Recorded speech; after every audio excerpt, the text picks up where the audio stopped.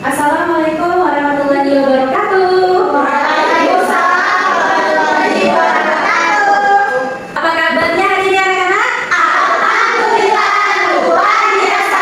Allahu Akbar. Sebelum kita mulai pelajaran, silakan kepada ketua kelas untuk menyiapkan doa bersamanya. Silakan kepada Naila dipimpin teman-temannya. Ista'id.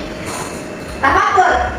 Mitra Pramala. Bismillahirrahmanirrahim. Alhamdulillahi rabbil alamin. Ar-Rahmanirrahim. Maliki yaumiddin. Iyyaka na'budu wa iyyaka nasta'in. Ihdinas siratal mustaqim. Siratal ladzina an'amta 'alaihim ghairil maghdubi 'alaihim waladdallin.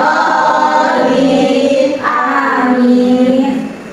Sebelum kita belajar, Ibu cek kehadirannya terlebih dahulu ya. Siapa yang namanya Ibu panggil, silakan angkat tangannya, lalu kalian sebutkan apa cita-cita kalian. Bisa dimengerti? Bisa, Bu. Naila. Hadir, Bu. Cita-cita aku jadi dokter, Bu. Selanjutnya Anggi. Hadir, Bu. Cita-cita saya menjadi polwan, Bu. Wah, keren sekali. Selanjutnya Aulia. Aulia cita-citanya jadi apa? Guru. Jadi guru. Tadi sama kayak Ibu ya. Selanjutnya April, cita-cita April jadi apa? Hadir, Bu. Jadi kopi, Bu. Jadi apa berarti? Suka memasak ya? Berarti semua kursi terisi ya, tidak ada yang izin dan tidak ada yang alfa.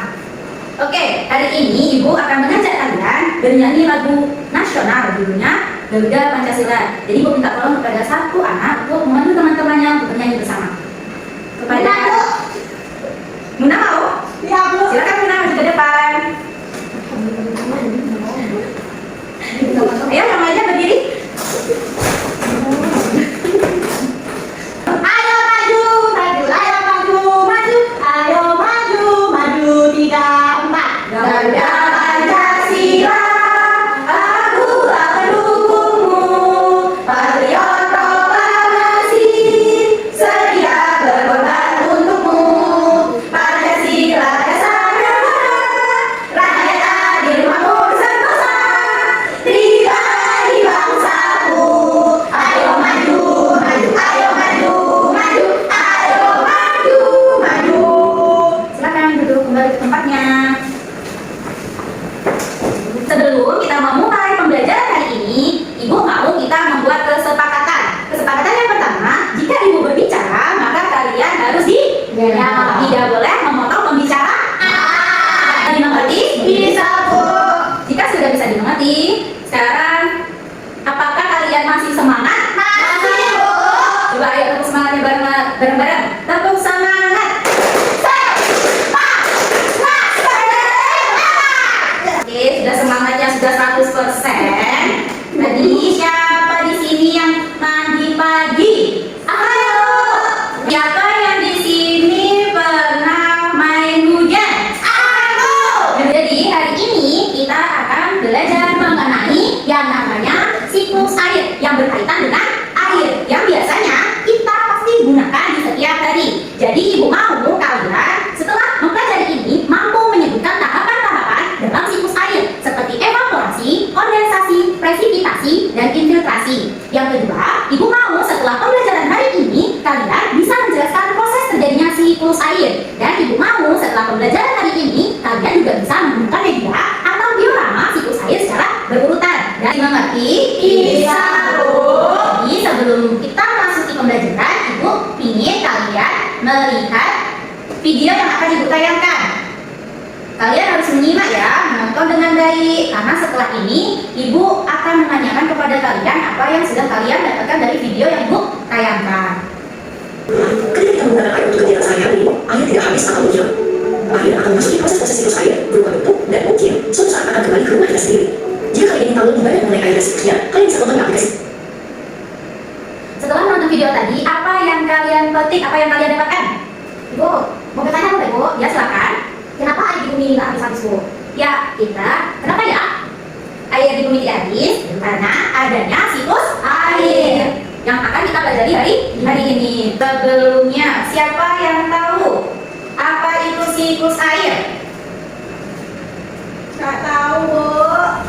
Jadi, siklus air ini adalah perputarannya air. Makanya air yang di dalam bumi itu tidak pernah habis. Di dalam siklus air terdapat beberapa komponen. Yang pertama ada evaporasi. Evaporasi itu apa sih Bu? Evaporasi itu merupakan penguapan air karena adanya pemanasan. Pemanasannya dari mana? Dari matahari. Namanya selanjutnya komponen yang kedua yaitu transpirasi.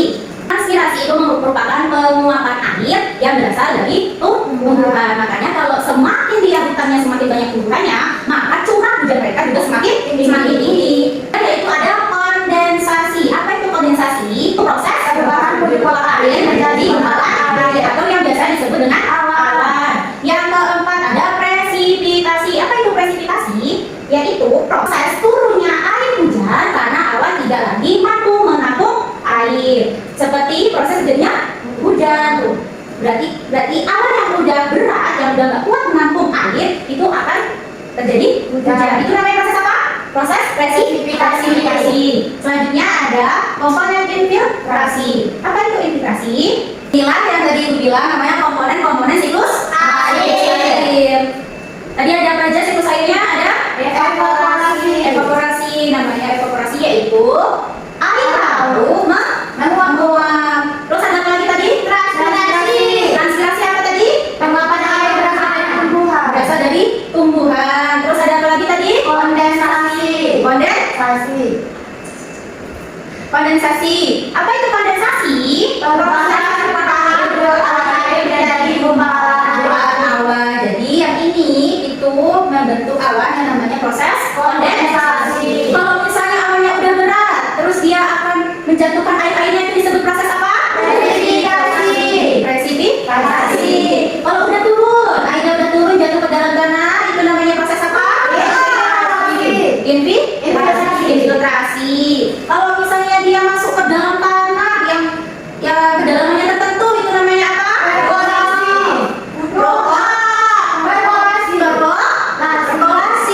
Kalau misalnya dia mengalirnya ke laut atau ke sungai, jadi jangan kembali antara flokasi sama apa tadi?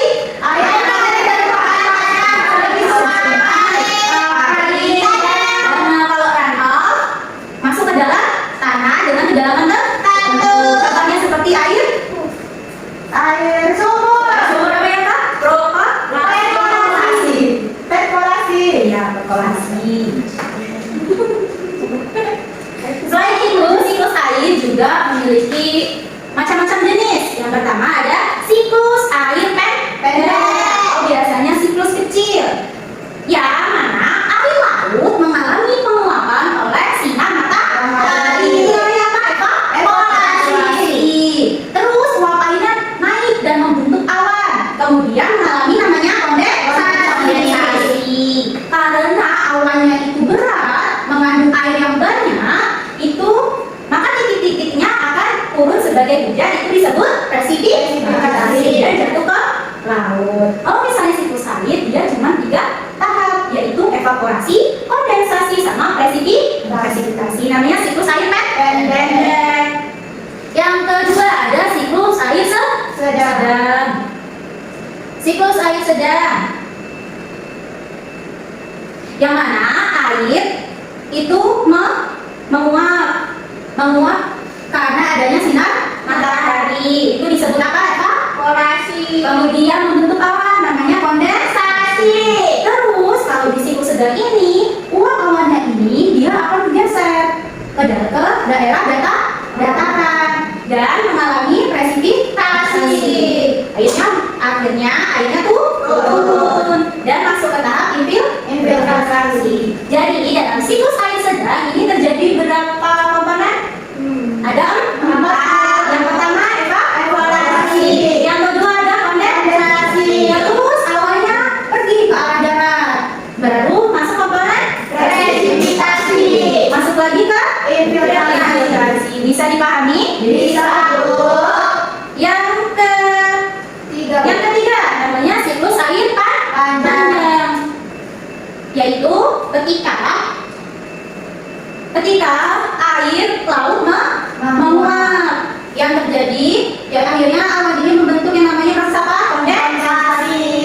Awan ini pindah ke dataran dengan proses akrestasi, dan dia udah berarti awannya dia masuk proses apa? Presipitasi. Dengan adanya akresi lagi dia masuk ke daerah pegunungan, udah di daratan masuk lagi daerah pegunungan. Karena curah suhu yang berbeda, jadi dia akan turun berupa air salju. Kalau suhunya berbeda, maka yang turun bisa jadi salju atau yang sering disebut dengan hujan es. Setelah itu, hujan es ini masuk ke dalam tanah, permukaan tanah, disebut proses apa? Disebut proses apa? Infiltrasi. Kalau misalnya dia masuknya ke dalam sungai, namanya proses apa? Kalau masuk ke dalam tanah yang dia kedalamannya tertentu, namanya apa? Evaporasi. Dan kembali lagi ke dalam laut. Ada berapa tahapan di sini? 7. Apa saja? Yang pertama, evaporasi. Yang kedua, kondensasi. Yang ketiga, yang keempat, presipitasi. Yang kelima, yang keenam, evaporasi. Berarti ada berapa? Ada 6. Bisa dipahami? Bisa, Bu. Nah, untuk membuat kalian lebih paham, di sini Ibu akan berikan satu video mengenai siklus air. Jadi nanti kalian nonton video ini biar lebih paham lagi apa aja sih, gimana aja sih prosesnya, apa aja manfaatnya, apa aja sih faktor-faktornya. Bisa dipahami? Bisa, Bu. Ya nanti ya videonya, nanti Ibu beri pertanyaan. Siap? Siap. Halo adik-adik, kembali lagi di Selamat Belajar Online ya. Gimana kabar kalian? Semoga kita semua selalu dalam keadaan yang sehat, gembira, dan semangat untuk belajar ya. Pada kesempatan kali ini, di mana sekitar 70% air terdiri dari 97,5% air asin dan 2,5% air tawar. 2,5% air tawar itu terdiri dari air di danau, es di gunung, sungai, dan air di tanah. Tapi seperti yang kita tahu, meski digunakan secara terus-menerus, air di permukaan bumi tidak pernah habis. Mengapa? Itu karena adanya siklus air. Apa itu siklus air? Siklus air atau yang disebut juga siklus hidrologi merupakan proses perputaran air yang terjadi secara terus-menerus dari permukaan bumi ke atmosfer dan kembali lagi ke permukaan bumi. Tahapannya terdiri dari evaporasi dan transpirasi, kondensasi, presipitasi, dan infiltrasi. Apa saja pengertian dari tahapan-tahapan tersebut? Yuk kita bahas mulai dari evaporasi. Evaporasi merupakan penguapan air dari sungai, danau, rawa, dan laut karena adanya pemanasan dari sinar matahari. Nah, setelah ada penguapan dari air tadi, dia juga ada penguapan yang bernama transpirasi. Transpirasi merupakan penguapan air dari tumbuhan ke atmosfer melalui stomata liquidnya. Lalu, uap air akibat penguapan tadi akan berubah menjadi titik-titik air dan membentuk gumpalan awan. Proses ini dinamakan kondensasi. Lalu, setelah awan semakin bergerak, terjadilah peristiwa presipitasi yang merupakan proses turunnya air hujan karena awan tidak mampu lagi menampung titik-titik air. Bentuk presipitasi yang diatur ke permukaan bumi dapat berupa air hujan, salju, kabut, embun, dan hujan es. Lalu, setelah hujan turun, terjadilah proses infiltrasi, yaitu proses menyerapnya air hujan ke dalam tanah. Air yang sudah meresap ke tanah dapat menjadi sumber air bagi tanaman, sumber air bawah tanah, serta dapat berkontribusi pada aliran air ke sungai, rawa, dan danau. Nah, sekarang setelah mengetahui tahapan-tahapan dalam siklus air, kita akan membahas apa saja manfaat hujan bagi makhluk hidup ya. Manfaat hujan bagi makhluk hidup secara garis besar yaitu yang pertama sebagai jaringan air dalam tanah, lalu ada juga sumber air minum atau untuk bersihkan tubuh bagi hewan, sebagai bahan tumbuhan untuk fotosintesis dan bersifat makanan, lalu keperluan manusia antara lain minum, mandi, membersihkan peralatan, dan memberikan listrik. Lalu siklus air juga mempengaruhi kelembapan suhu, udara, dan iklim di bumi. Selanjutnya kita akan membahas kegiatan manusia yang mempengaruhi siklus air. Kita mulai dengan kegiatan yang negatif ya. Yang pertama adalah bangunan atau beton. Permukaan tanah yang bentuk aspal atau beton dan dibangun perumahan serta gedung hitam dapat mengurangi kemampuan tanah untuk menyerap air. Yang kedua, pencemaran udara. Asap pabrik dan kendaraan bermotor dapat menghasilkan gas buangan yang mencemari udara seperti gas sulfat dan nitrat. Zat-zat pencemar ini bereaksi dengan uap air di atmosfer dan turun sebagai hujan. Hujan asap berbahaya karena mencemari air di permukaan bumi, merusak tumbuhan dan melakukan batuan. Yang ketiga, pengambilan air tanah secara berlebihan. Pengambilan air tanah secara berlebihan tanpa diiringi dengan jumlah masuknya air dalam tanah dapat mengurangi cairan air tanah. Hal itu juga dapat mengakibatkan menurunnya permukaan tanah.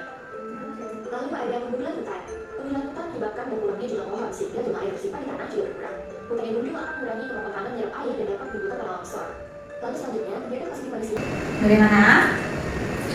Aja yang dipetik dari video yang tadi Ibu tayangkan tadi? Ada apa aja tadi yang pilih? Ada keterangan tentang siklus air, terus ada kegiatan yang dapat mempengaruhi siklus air. Terus ada manfaatnya dari air dan cara menghemat air. Coba bisa dipahami? Bisa. Bisa dipahami? Bisa, Bu.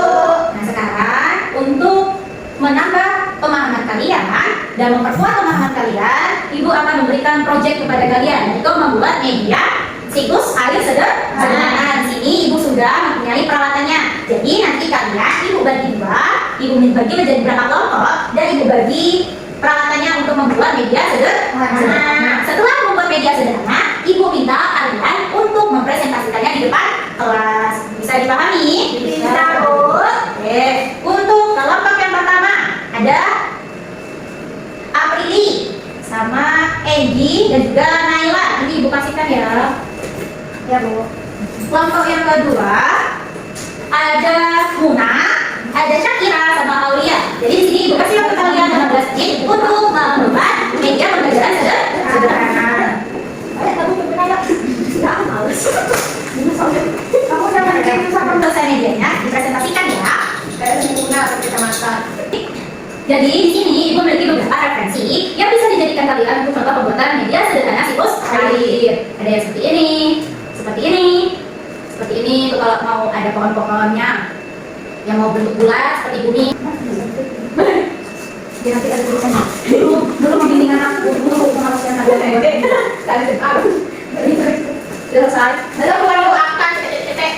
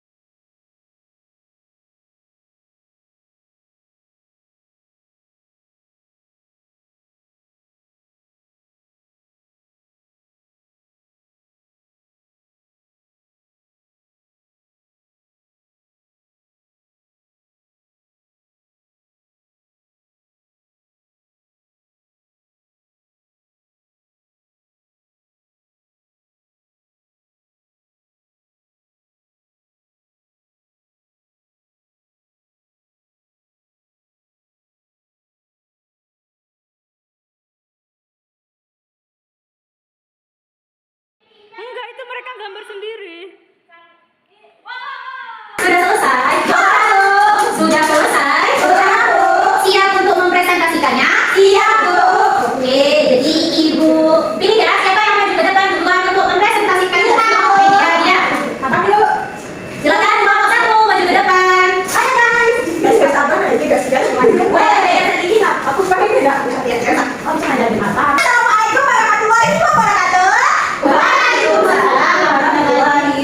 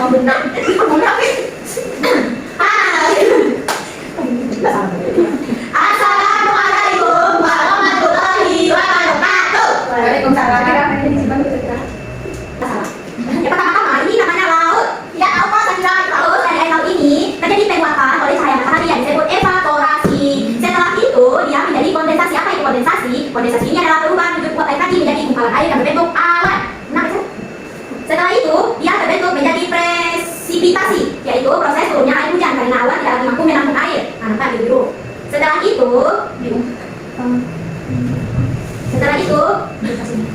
setelah itu yang kembali dari infiltrasi yaitu proses air hujan yang berada sampai dalam tanah. Mereka jadinya ya, datanya ya. Iya. Evaporasi, kondensasi, bahan-bahan. Tepuk Gimana? Sudah bisa dimengerti apa itu siklus air? Sudah, Bu. Sudah paham apa saja komponen dari siklus air? Sudah, Bu. Sudah paham apa saja manfaat dari air? Sudah, Bu. Sudah paham tentang macam-macam dari siklus air? Sudah, Bu. Oke, biar kita nggak ngantuk, biar kita lebih semangat, di sini Ibu punya satu lagu. Jadi, ini nanti Ibu putarkan, kalian dengarkan terlebih dahulu, baru setelahnya kita nyanyi bersama, oke? Baik, Bu.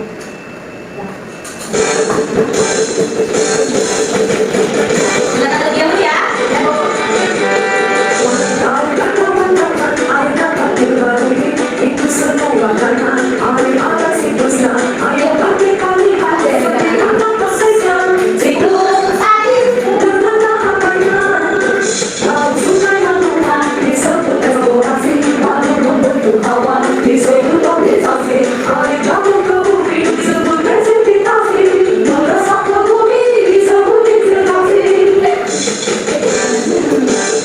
Gimana? Sudah bisa? Sudah, Bu. Oke, sekarang kita nyanyi bersama-sama ya, dibarengi dengan tepuk tangan. Kawan-kawan, air dapat dilalui, itu semua karena air ada siklusnya. Telah kita lihat seperti apa prosesnya. Air dengan tahapannya. Laut sungai menguap, disebut evaporasi, lalu membentuk awan, disebut kondensasi. Air jatuh ke bumi, disebut presipitasi, meresap ke bumi, disebut infiltrasi. Dari pelajaran tadi, apa yang kita dapatkan? Pemahaman tentang siklus air. Apa aja tadi? Evaporasi, kondensasi, presipitasi, infiltrasi, dan evaporasi. Jadi kamu gunakan air, kita harus berhemat agar siklus air tetap terjaga. Ada yang ingin ditanyakan lagi? Tidak, Bu. Oke, baik, sini Ibu akan membagikan LKPD. Jadi kalian bisa mengerjakan LKPD ini yang berbentuk teka-teki. Ya, nanti Ibu bagikan ke kalian. Teka-teki silang, berbentuk teka-teki silang, Ibu bagikan ke kalian, dikerjakan mandiri ya, sendiri-sendiri. Nanti baru dikumpulkan ke depan jika sudah selesai.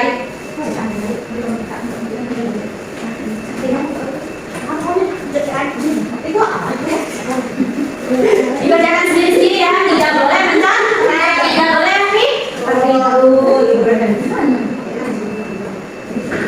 Sudah? Jika sudah, tolong Naila bantu Ibu mengumpulkan. Baik, Bu. Silakan duduk, terima kasih Naila. Jadi KPD ini nanti Ibu bawa ke rumah dan Ibu koreksi. Besok Ibu akan umumkan siapa yang benarnya paling banyak akan mendapatkan reward dari Ibu.